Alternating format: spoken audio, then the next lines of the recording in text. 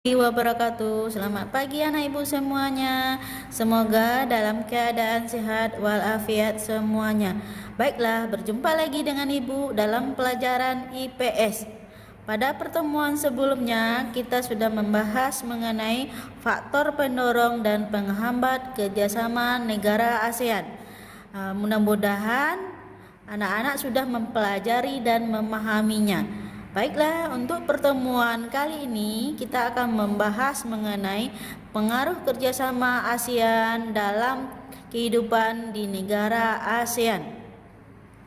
Tujuan pembelajaran ini adalah agar anak ibu semuanya mengetahui pengaruh kerjasama ASEAN di dalam bidang sosial, budaya, pendidikan, dan perkembangannya.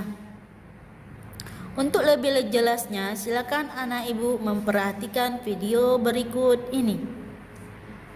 Ekonomi, 2. Bidang sosial, 3. Bidang politik, 4. Bidang budaya, 5. Bidang pendidikan. Baiklah anak-anak, kita mulai pengaruh kerjasama bidang ekonomi terhadap kehidupan di ASEAN.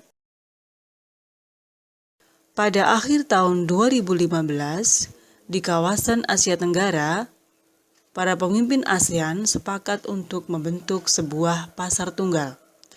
Pasar tunggal tersebut sering dikenal dengan istilah MEA, Masyarakat Ekonomi ASEAN. Dengan adanya organisasi MEA, sedikit banyak telah mempengaruhi kehidupan ekonomi di wilayah ASEAN. Yang pertama adalah 1. Pembentukan Pasar Tunggal Masyarakat Ekonomi ASEAN atau MEA pada tahun 2015. Yang kedua, kemudahan menjual barang dan jasa antar negara ASEAN. 3. Meningkatkan daya saing dan menarik investasi asing. 4. Memperluas lapangan kerja dan meningkatkan kesejahteraan negara-negara ASEAN. 5. Penyiapan sumber daya manusia untuk pasar tenaga kerja ASEAN ke depan. 6. Mengcover kebutuhan tenaga kerja antar negara-negara ASEAN. 7. Peningkatan kualitas pendidikan sebagai modal tenaga kerja. Berikutnya kita akan pelajari pengaruh kerjasama di bidang sosial terhadap kehidupan di ASEAN. Pengaruh kerjasama di bidang sosial terhadap kehidupan di ASEAN. Coba kita perhatikan gambar di PPT tersebut. Ya. Adanya konflik Rohingya pada tahun 2015 menyebabkan ribuan pengungsi warga Myanmar membanjiri negara-negara tetangga, yaitu Malaysia, Thailand, dan Indonesia dengan menggunakan perahu. Pengungsi ini kemudian dikenal sebagai manusia perahu. Oleh karena itu, ASEAN menghimbau negara-negara anggotanya agar menerima untuk sementara para manusia perahu itu atas pertimbangan kemanusiaan. Hal ini menimbulkan migrasi yang besar-besaran dari Rohingya menuju negara-negara Asia Tenggara.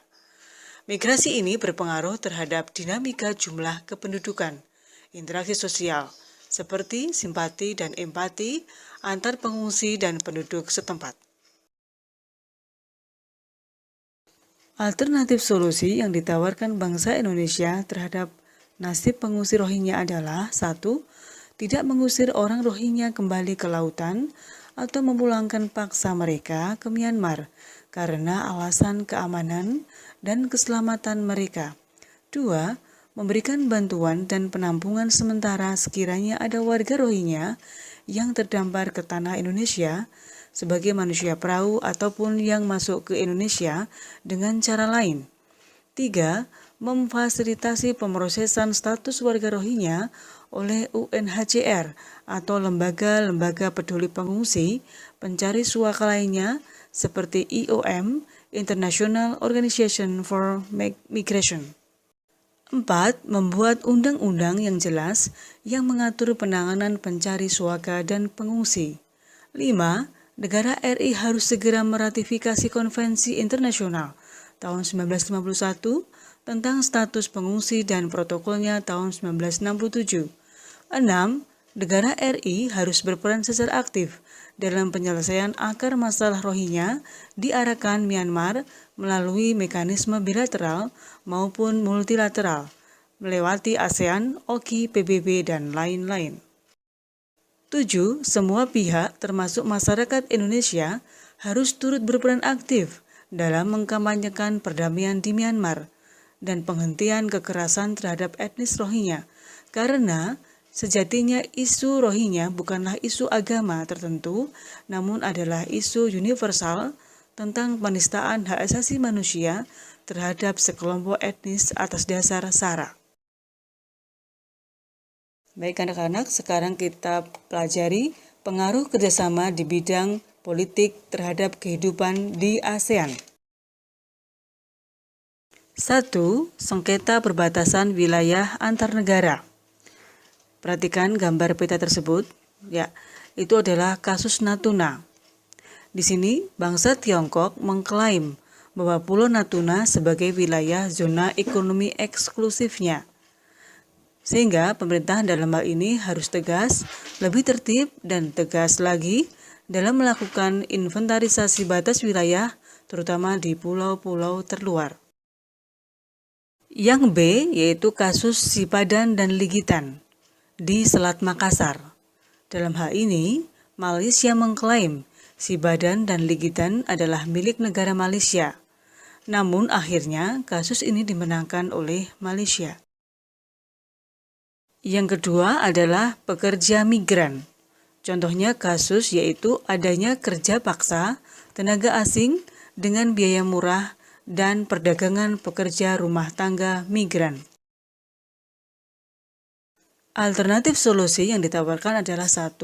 Bantuan teknis kepada kelompok kerja ASEAN untuk melakukan advokasi, lobi, konsultasi regional dan nasional yang mengikat perlindungan tenaga kerja migran. 2. Pembentukan A2, yaitu ASEAN Domestic Workers Alliance, adalah aliansi pekerja rumah tangga Asia tingkat regional. Berikutnya adalah pengaruh kerjasama di bidang budaya terhadap kehidupan di ASEAN. Kebudayaan merupakan faktor penting dalam pembangunan komunitas ASEAN secara berkesinambungan. Beberapa aktivitas lain yang dilakukan sebagai dampak pengaruh perubahan komitmen kebudayaan ASEAN antara lain adalah 1. Festival Budaya ASEAN tahun 2013 digelar di Kota Purwakarta, Jawa Barat, tanggal 29 Juni 2013. 2. Perkemahan Budaya Serumpun ASEAN yang diadakan pada tahun 2017 di Kabupaten Siak. 7. Industri musik. Ya, anak-anak sekalian, coba perhatikan gambar tersebut, yaitu merupakan Festival Budaya ASEAN tahun 2013 yang digelar di Kota Purwakarta, Jawa Barat, tanggal 29 Juni 2013. Berikutnya perhatikan gambar tersebut. Ya, itu adalah perkemahan budaya serumpun ASEAN. Berikutnya perhatikan gambar tersebut. Itu adalah perkembangan industri musik dangdut di benua Asia.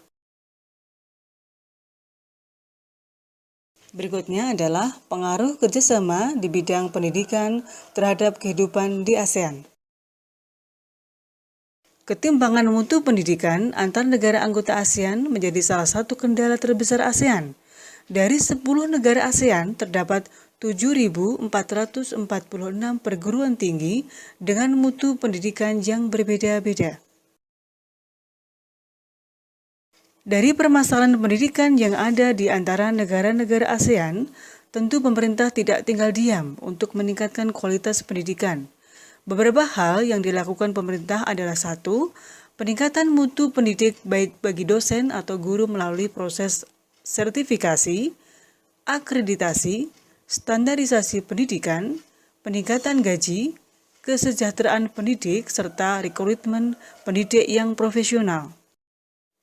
2. Reformasi menyeluruh dalam sistem pendidikan. 3. Kemudahan dalam mengakses informasi dalam menunjang proses kegiatan belajar mengajar. 4. Peningkatan kualitas objek pelajaran, metode pembelajaran yang variatif. Demikian materi yang bisa Bu Guru sampaikan. Semoga anak-anakku bisa memahaminya dan selalu tetap semangat belajar. Assalamualaikum warahmatullahi wabarakatuh.